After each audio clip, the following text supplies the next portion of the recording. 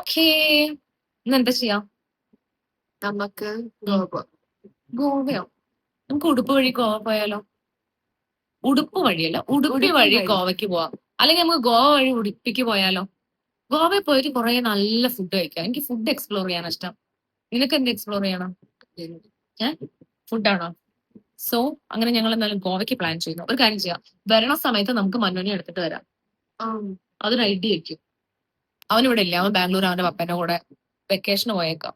ഇവക്ക് ക്ലാസ് ഉണ്ട് 12th ആണ്. സോ എന്നാ നമുക്ക് ഉടുപ്പ് വഴി ഉടുപ്പി വഴി ഗോവയ്ക്ക് ഗോവ വഴി ഉടുപ്പിക്ക് പോയാലോ? അപ്പൊ അമ്പലവും കണ്ട പോലാവും, ഫുഡും കഴിച്ച പോലാവും. എന്താ പറയണോ? സോ ഗോവയ്ക്കുള്ള യാത്രയാണ് കേട്ടോ.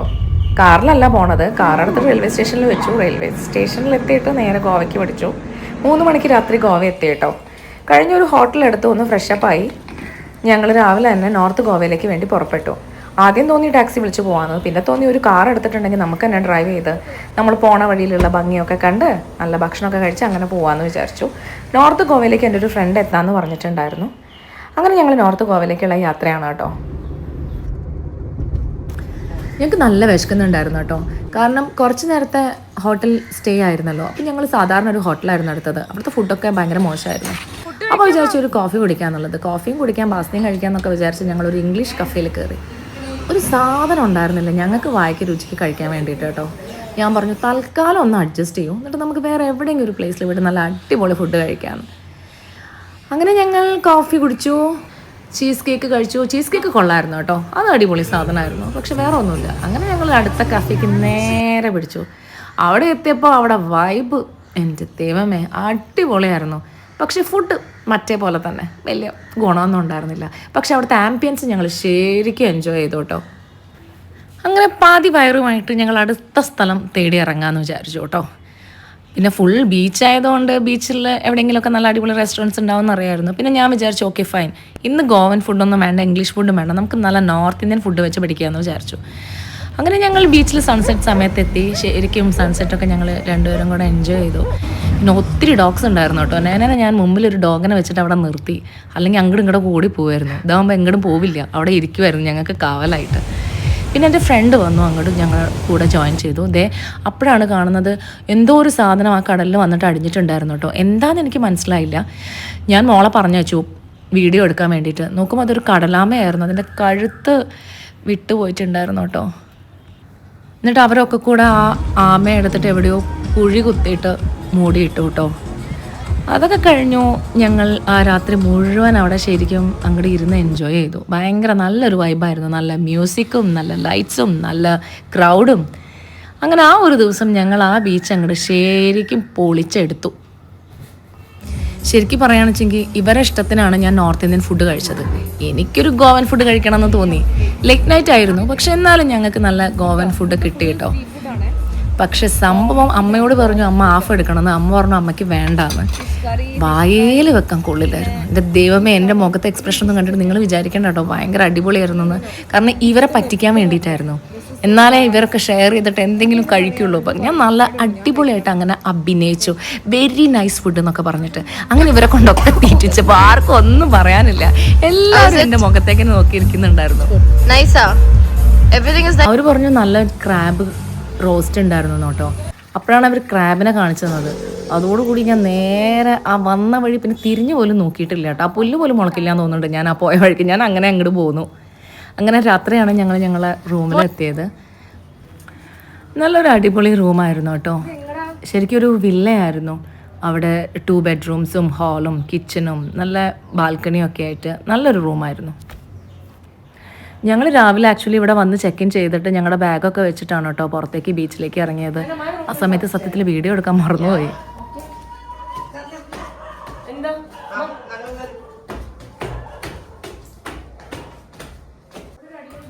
ഞങ്ങൾ ഭയങ്കര ടയേർഡായിരുന്നു കേട്ടോ. വിചാരിച്ചു വേഗം ഉറങ്ങാമെന്ന്. അപ്പോഴാണ് നയന പറയണത് നാളത്തെ ബ്രേക്ക്ഫാസ്റ്റിൻ്റെ സ്ഥലമൊക്കെ കണ്ടുപിടിക്കേണ്ടതെന്ന്. ഞാൻ പറഞ്ഞു ശരി, നീ ഒരു കാര്യം ചെയ്യും, നീ ബ്രേക്ക്ഫാസ്റ്റിൻ്റെ സ്ഥലമൊക്കെ കണ്ടുപിടിക്കും, ഞങ്ങളൊന്ന് സുഖമായി കിടന്നുറങ്ങട്ടെ. അങ്ങനെ അവളെ വിശ്വസിച്ച് ഞങ്ങൾ കിടന്നുറങ്ങി. ഇതേ രാവിലെ ഞങ്ങളൊക്കെ എണീറ്റു, നല്ല റെഡിയായി. ഗോവൻ വൈബ്സൊക്കെ വന്ന് ഞങ്ങൾക്ക്. നുന്നു ഏതോ ഒരു സ്ഥലം സെർച്ച് ചെയ്ത് വെച്ചിട്ടുണ്ടായിരുന്നു കേട്ടോ. ഒരു നല്ല കഫേ ആണെന്നൊക്കെ അവൾ പറഞ്ഞു. ശരി എന്നാൽ അങ്ങോട്ട് പോവാമെന്ന് വിചാരിച്ചു. അങ്ങനെ ഞങ്ങൾ ആ കഫേയിൽ എത്തിയപ്പോഴാണ് അറിയണത് അതവിടെ പൂട്ടിക്കിടക്കായിരുന്നു. ഏതായാലും വന്നതല്ലേ, 2 റീലും കുറച്ച് ഫോട്ടോസും ആ ഒരു ആംബിയൻസും ആ ഒരു അറ്റ്മോസ്ഫിയറൊക്കെ ഞങ്ങൾ അങ്ങോട്ട് എൻജോയ് ചെയ്തു. പക്ഷെ സണ്ണ് വന്നില്ല, ഞങ്ങൾ മാത്രം റൈസായിട്ട് വന്നിട്ടുള്ളൂ. അപ്പം എല്ലാവരും കിടന്നുറങ്ങാം. ഞങ്ങളാണെങ്കിൽ രാത്രി നേരത്തെ ഉറങ്ങുകയും ചെയ്തു, രാവിലെ നേരത്തെ എണീക്കുകയും ചെയ്തു. ഒരു മനുഷ്യൻ പോലും ഇല്ല. ഇതേ നോക്കേ അമ്മേ പേടിയാ. അങ്ങനെ ഞങ്ങൾ ബ്രേക്ക്ഫാസ്റ്റ് കഴിക്കാൻ എത്തി. ഇതാണ് പ്ലേസ്. നല്ല ഒരു കാട്ടിനുള്ളില് നല്ല വൈബാണ്. ഞാൻ കാണിച്ചു തരാം കേട്ടോ. അടിപൊളി. Oh what a vibe. ഈ ഗോവയിലൊരു പ്രത്യേകത എന്താണെന്നറിയോ? എവിടെ പോയാലും സ്ട്രീറ്റ് ഡോഗ്സ് ആണ് കേട്ടോ. ഞങ്ങൾക്ക് 2 പേർക്കും ആണെങ്കിലും ഡോഗ്സിന് ഭയങ്കര പേടിയാണ്. ഇഷ്ടക്കുറവില്ല, പക്ഷെ പേടിയാന്നേ ഉള്ളൂ. എവിടെ പോയാലും ഞങ്ങളെ പുറകെ 2 ഡോഗ്സ്. ഫുഡ് വന്നല്ലോ. What is it called, Nana? What is this? I don't know. നീ ഓർഡർ ചെയ്തേ? Don't ask. I don't know. എന്തോന്ന്? Avocado. What is it? Avocado? No, it's avocado. എന്താണ് avocado? അവക്കാഡോ ആണോ സംഭവം? You pour hot espresso in ice cream. ഇത് കണ്ടാൽ തന്നെ എനിക്ക് വേണ്ട. It's very പാവം, എൻ്റെ അമ്മയ്ക്ക് അഫഗാത്തോ ഒന്നും പിടിച്ചില്ല കേട്ടോ. അമ്മയ്ക്ക് ഞാൻ നല്ല കോഫി മേടിച്ചു കൊടുത്തു, ഇഡ്ഡലി മേടിച്ചു കൊടുത്തു. എന്നിട്ട് നേരെ ഫ്ലൂ മാർക്കറ്റിലേക്ക് വന്നു. അവിടെ എത്തിയപ്പോൾ എന്താ വാങ്ങണ്ടതെന്നുള്ളതായിരുന്നു. എല്ലാം അങ്ങോട്ട് എടുത്ത് ഓടിയാലോ എന്നുണ്ടായിരുന്നു. ഞാൻ കുറേ പാദസരങ്ങൾ വാങ്ങി, കുറേ ചെയിന് വാങ്ങി, ചെപ്പൽ വാങ്ങി, ഡ്രസ്സ് വാങ്ങി. അങ്ങനെയുള്ള കാശൊക്കെ മാക്സിമം തീർത്തു എന്ന് പറയണതാവും ശരി. അത് ഞാനാ വാങ്ങിയ. അത് അവളാണ്.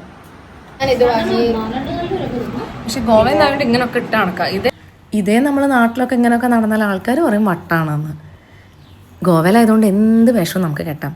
അമ്മ പോലും ഗോവൻ വൈബ്സിലേക്ക് മാറി കേട്ടോ. അമ്മ വരെ ഗോവൻ വൈബ്. ഫുഡ് കണ്ടിട്ടുണ്ടെങ്കിൽ എനിക്കും മോൾക്കും വീഡിയോ എടുക്കാനുള്ള കാര്യമൊക്കെ മറന്നു കേട്ടോ. പല വീഡിയോ ഇതിൽ മിസ്സിങ് ആണ്.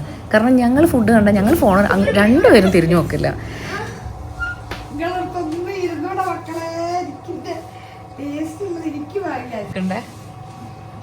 ഞങ്ങൾ എന്ത് ഓർഡർ ചെയ്താലും അമ്മ എന്താണോ ഓർഡർ ചെയ്തത് അതാണ് ഞങ്ങൾക്ക് കഴിക്കാൻ ഇഷ്ടം. അങ്ങനെ ഞങ്ങൾ ട്രെയിൻ കയറി ഞങ്ങളെന്നെ ഉടുപ്പിയിലേക്ക് പോകണം. ഉടുപ്പി ശ്രീകൃഷ്ണ ക്ഷേത്രം അമ്പലത്തിലേക്ക് 10 മിനിറ്റ് നടക്കണം. പക്ഷെ ഇവിടെ ഓട്ടോ ഒന്നും കാണുന്നില്ല. വാവ്, അത് മുല്ലപ്പൂ അല്ല. വീട്ടിലിങ്ങനെ വെറുതെ ഇരുന്നപ്പോൾ തോന്നി ഒന്ന് ശ്രീകൃഷ്ണ ക്ഷേത്രത്തിൽ പോകണം. അപ്പോൾ വിചാരിച്ചു, കുറേ കാലമായി വിചാരിക്കുന്നു ഉടുപ്പി ശ്രീകൃഷ്ണ ക്ഷേത്രത്തിൽ വരണമെന്ന് കേട്ടോ. അങ്ങനെ ഓട്ടോക്കാരനോട് ചെയ്തത്. അങ്ങനെ ഇന്ന് അങ്ങോട്ട് തീരുമാനിച്ചു. പക്ഷെ ഞങ്ങൾ താമസിക്കുന്ന ഇവിടുന്ന് എനിക്ക് തോന്നുന്നു 1 കിലോമീറ്റർ ദൂരമുണ്ട്. ഒരു ഓട്ടോയും കിട്ടുന്നുണ്ട്. ഇപ്പം അതേ ഓട്ടോ ഒക്കെ പോകുന്നുണ്ട്. അപ്പം ഞങ്ങൾ വിചാരിച്ചു അങ്ങോട്ട് നടന്നിട്ട് പോവാന്ന്.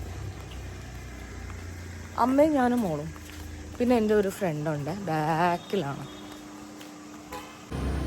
ഒരു പാലക്കാട് കൽപ്പാത്തിയിലെത്തിയ ഫീലാണ് കേട്ടോ. രസമുണ്ട് കേട്ടോ രാവിലെ അങ്ങനെ നടന്നിട്ട് പോകാൻ വേണ്ടിയിട്ട്. നല്ല ഭയങ്കര കുറച്ച് ഞാൻ ചൂടായിരിക്കും, പക്ഷെ ഇപ്പം നല്ലൊരു സുഖം. അപ്പോഴാണ് കേട്ടോ ഒരു അമ്പലം കണ്ടത്. അപ്പോൾ ഇവിടെ അങ്ങോട്ട് ആദ്യം കയറാമെന്ന് വിചാരിച്ചു.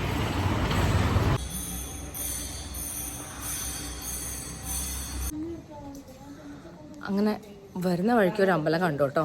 അവിടെ തൊഴുതു. ഇനി ശ്രീകൃഷ്ണ ടെമ്പിൾ ഇപ്പം എനിക്ക് എൻ്റെ കണ്ണിൻ്റെ ദൂരത്ത് കാണുന്നുണ്ട്. കുറച്ചും കൂടെ നടക്കണം. ഞാൻ ഇപ്പം നോട്ടീസ് ചെയ്ത കേട്ടോ, ഇവിടെ ഒരു പ്ലാസ്റ്റിക് വേസ്റ്റ് പോലും ഇല്ല. എന്ത് വൃത്തിയായിട്ടോ. ഇപ്പം എന്തായാലും അടിച്ചു വരുന്ന സമയമൊന്നും ആയിട്ടില്ല. പക്ഷെ എന്നാലും നോക്ക് എന്ത് ഒരു ചേച്ചി സ്ലൈഡ് ആണ്. ഞാൻ എൻ്റെ ജീവിതത്തിൽ ഏറ്റവും കൂടുതൽ എൻജോയ് ചെയ്യുന്ന സാധനം ഒന്ന് സൺറൈസും പിന്നെ ഒന്ന് സൺസെറ്റും ആണ് കേട്ടോ. ബ്യൂട്ടിഫുൾ സൺറൈസ് ആയിരുന്നു.